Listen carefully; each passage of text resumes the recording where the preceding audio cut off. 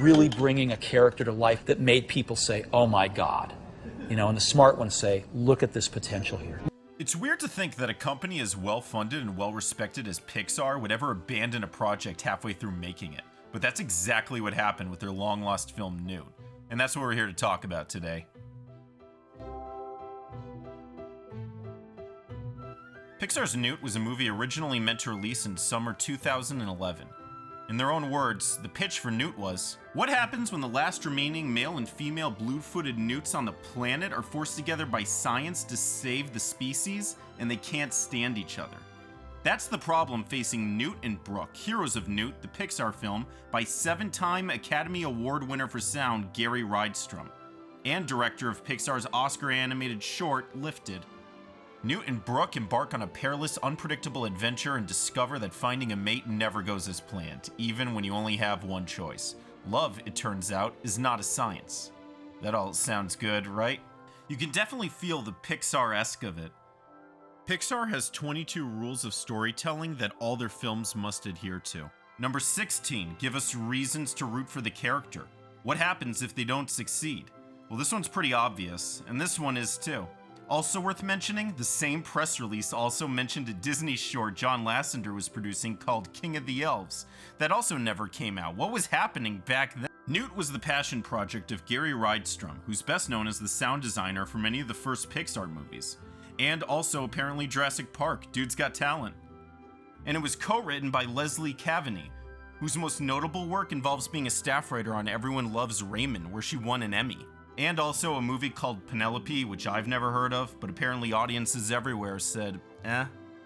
Despite being the lost project of the world's most famous animation studio, we really don't have a ton of information on Newt.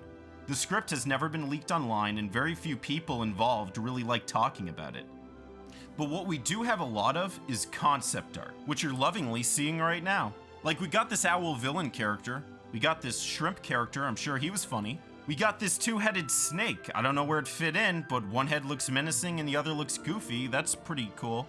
We've got some human scientist characters and some singing eggs.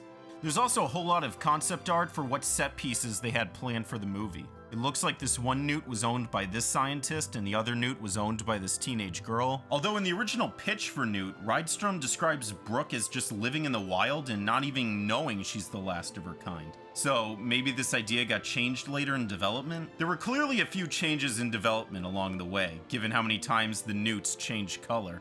I'm guessing something goes awry and they both end up in the woods together, because we got a lot of concept art of the two Newts working together in some whimsical looking outdoors. But there is one piece of concept art that really sticks out that I want to show you, and it's this. I mean, one look at this and you know this was some climatic final act.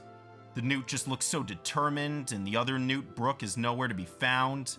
I don't know where he's going, but I'm sure it was cool. This part of the movie is especially worth noting, not just because it's the coolest in the bunch, but Pixar writers are all instructed to ensure that they write the ends of their movies pretty early in development. That's actually rule number 7. Come up with your ending before you figure out your middle. Endings are hard, so get yours working up front.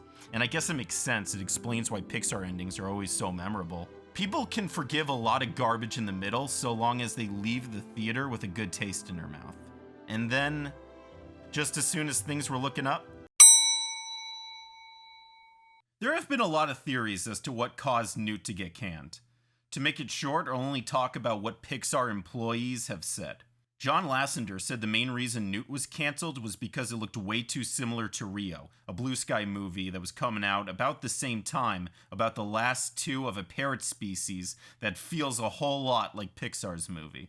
This actually isn't the first time Pixar has had to deal with something like this either. For those that don't know, Pixar got ripped off big time when DreamWorks co-founder Jeffrey Katzenberg heard Pixar's pitch for A Bug's Life and tried to make Ants quick enough to release in theaters before it, which led to Steve Jobs and Lasseter cussing him out over the phone until he eventually admitted he stole the idea from them. They were in the right, but the whole thing was a giant hassle for Pixar, and it looks like they weren't interested in going through it again.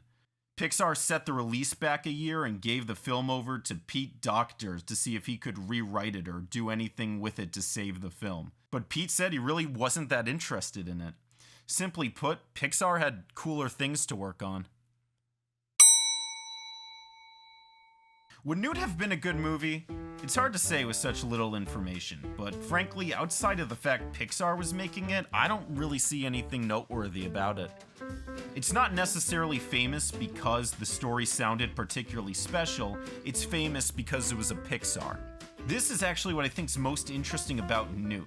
You know how people are always talking about how the movie star is dead? How movie stars aren't the main draw to films anymore, that they've been replaced by characters and franchises? Well, I think Newt shows that we can add studios to that list as well. Maybe not forever, but I'm willing to bet a lot of you clicked on this video because you like Pixar movies and you wanted to hear about some more of their ideas. A tried and true marketing strategy for studios has been to slowly building their fan bases.